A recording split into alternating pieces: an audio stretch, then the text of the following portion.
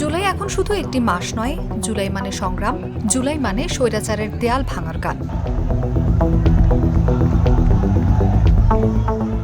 ২৪ পেরিয়ে ২৫ জুলাই, গণ অভ্যুত্থানের ১ বছর পূর্তি।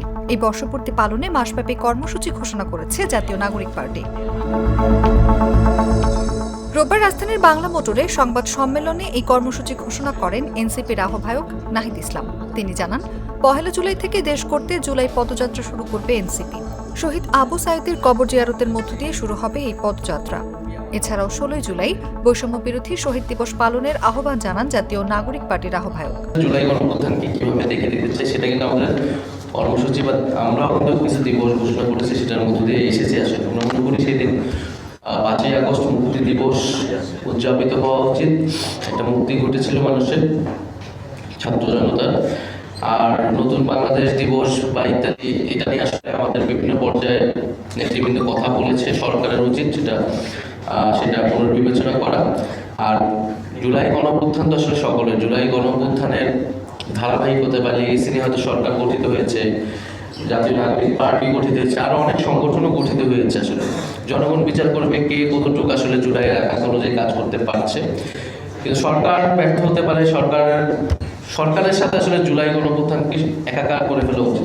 জুলাই ঘোষণাপত্র দিতে সরকারের ব্যর্থতার সামনে এনে শেখ হাসিনা পদত্যাগের ১ দফার ঘোষণার দিন ৩রা আগস্ট কেন্দ্রীয় শহীদ মিনারে জুলাই বিপ্লবের ঘোষণাপত্র ও ইশতেহার পাঠের ঘোষণা দেন নাহিদ ইসলাম।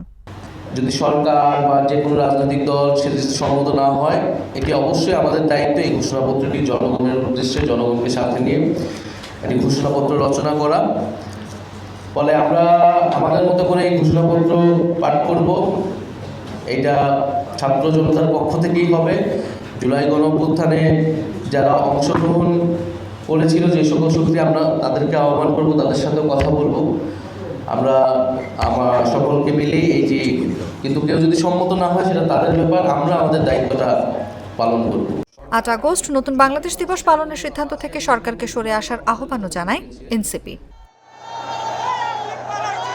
অনুভব বিশ্বাস, জাগো নিউজ।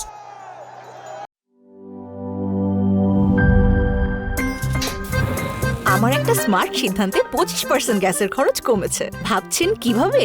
সাধারণ গ্যাস স্টোভ বদলে আমি এনেছি আরএফএল গ্যাস স্টোভ। এর সাইন্টিফিক নজল ও ব্রাস বার্নার ক্যাপ সমানভাবে তাপ ছড়িয়ে রান্না করে দ্রুত। তাই গ্যাসও বাঁচায় 25%, টাকাও বাঁচে 25%। আরএফএল গ্যাস স্টোভ নিরাপদ ও গ্যাস সাশ্রয়ী।